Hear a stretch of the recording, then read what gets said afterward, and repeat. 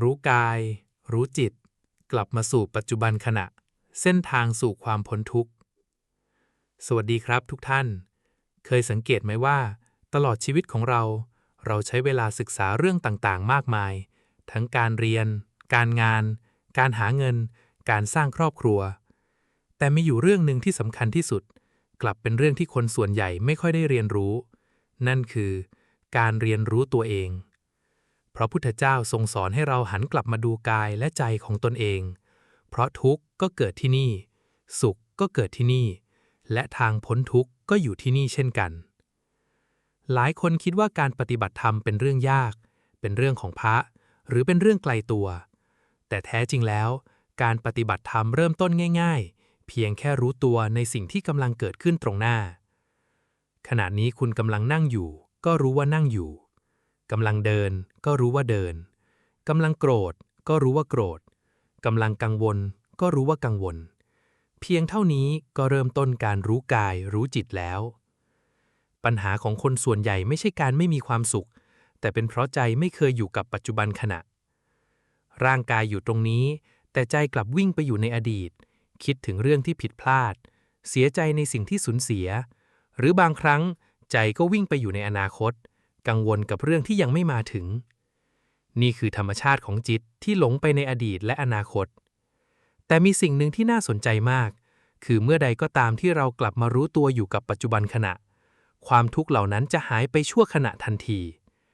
ลองนึกภาพว่าคุณกำลังเดินอยู่ในสวนตอนเช้ารับรู้ลมหายใจ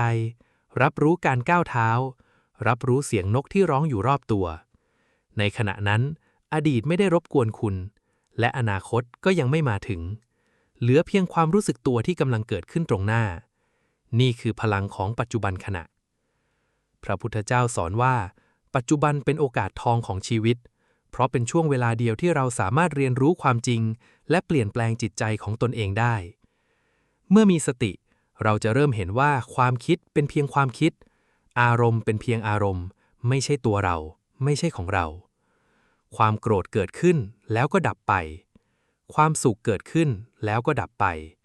ความทุกข์เกิดขึ้นแล้วก็ดับไปเมื่อเห็นเช่นนี้บ่อยๆใจก็จะค่อยๆปล่อยวางและเมื่อใจไม่วิ่งไล่หาความสุขจากภายนอกเราจะค้นพบความสุขอีกแบบหนึ่ง